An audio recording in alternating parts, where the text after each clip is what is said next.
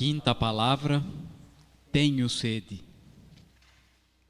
Como é doloroso para uma alma que ama Nosso Senhor ouvir aquele grito que nós ouvimos há pouco, falando do abandono do Pai. E depois de tudo isso, depois de não ter aguentado mais aquele sofrimento e ter se lamentado, Nosso Senhor de novo volta a cumprir as obrigações. É a Sagrada Escritura que diz que Jesus, para que se cumprissem as Escrituras, disse: tenho sede. É normal ter sede. E é uma experiência que todos nós conhecemos. Como é horrível fazer uma viagem, às vezes, e passar horas sem poder tomar um copo de água. Aquele condenado do Evangelho, aquele rico epulão, que tinha Lázaro, pobrezinho, na porta da sua casa todos os dias da vida e nunca lhe deu as migalhas dos banquetes, aquele pobrezinho, depois de ter sido condenado, pediu a Abraão que Lázaro pudesse molhar o dedo em algumas gotas de água e as borrifasse na própria língua. Senhores, a sede é uma coisa horrível. Ainda mais agora de Nosso Senhor. A tensão, a febre, a proximidade da morte.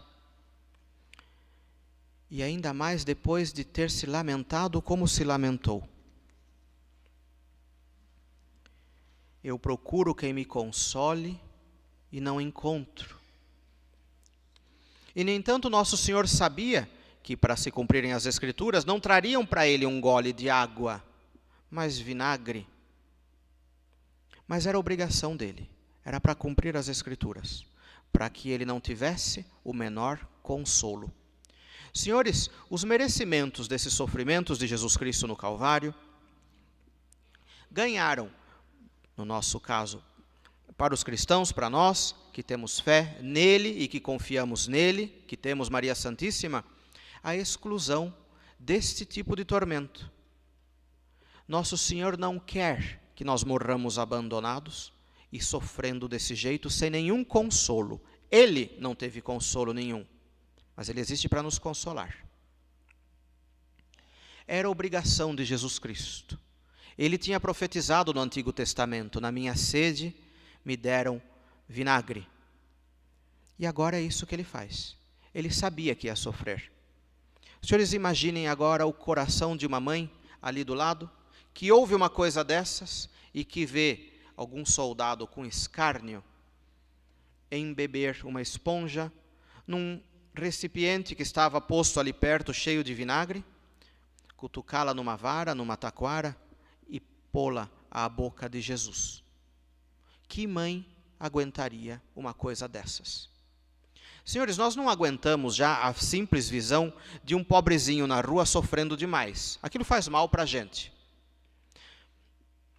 A gente não aguentaria, naquele momento, ter ficado parado sem fazer nada. Mas era a vontade de Deus. Deus queria isso. Eu procuro quem me console e não o encontro.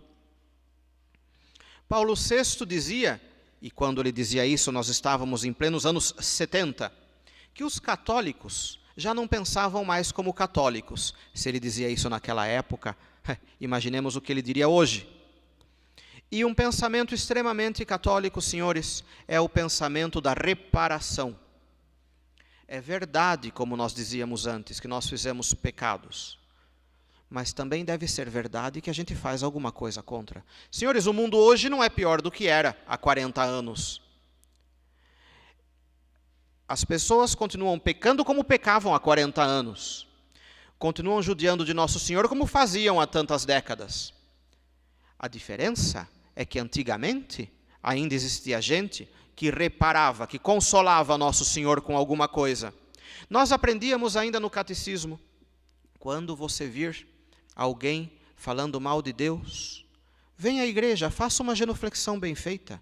Diga a Jesus que se o outro não quer, você quer. E você quer amá-lo, você quer fazer alguma coisa para consolar o coração de Nosso Senhor. Senhores, isso nós aprendíamos no catecismo. E é por isso, senhores, que o mundo hoje está pior. Não porque tenham aumentado os pecados, mas porque acabou uma coisa chamada reparação, que faz o balanço. A história fustiga muito a imagem de Alexandre VI, Rodrigo Borgia, Papa. O fustiga porque ele teve alguns filhos. E, tendo filhos, evidentemente, tinha um resto de descendência, tinha netos, tinha bisnetos. Uma neta de Alexandre VI, deste Papa, conhecendo a história da família e as barbaridades do pai e de alguns tios, ela resolveu se oferecer a Jesus em sacrifício. Ela disse a Jesus: eu vou consagrar a minha vida e vou entrar para um mosteiro de clausura. Vou fazer penitência a vida inteira para reparar os pecados da minha família. Pois no dia em que ela fez os votos solenes para ficar no mosteiro, a irmã dela deu à luz um homem que viria a ser São Francisco de Borgia. Senhores, a reparação provoca essas coisas. Deus multiplica os méritos. E São Francisco de Borgia foi aquele que organizou a Companhia de Jesus de tal modo que as Américas inteiras e uma grande parte da Ásia se converteram ao cristianismo, consolando o coração de Nosso Senhor. A reparação de uma pessoa só fez tudo isso. Deus multiplica as nossas boas obras. Senhores, é uma obrigação que a gente tem. É verdade que as pessoas na rua não ouvem Deus, se afastaram de Nosso Senhor. E o que é que nós estamos fazendo? É verdade que a gente ouve uma ou outra bobagem e vê uma ou outra autoridade fazendo coisas que não deveria fazer. E o que é que nós estamos fazendo? Nós falamos agora da religião, falamos de Nosso Senhor. Eu, quando vejo aquilo, fico triste ou fico indignado? Se eu fico indignado, senhores, isso é por orgulho. Mas se eu fico triste, é por amor de Jesus. Eu não gosto de ver Jesus sofrendo. Você peca, e pecando, você me dá um tapa no rosto da pessoa que me é mais cara na vida, que é Jesus Cristo. E aí eu faço alguma coisa contra. Eu vou lá e entrego para Nosso Senhor uma carícia, um pouco da minha boa vontade, uma genuflexão bem feita, um ato de caridade qualquer. É absurdo que sofra sede, senhores, sobretudo sede dessa reparação. É absurdo que sofra sede Jesus, que promete recompensa para qualquer copo de água fria que nós damos a alguém.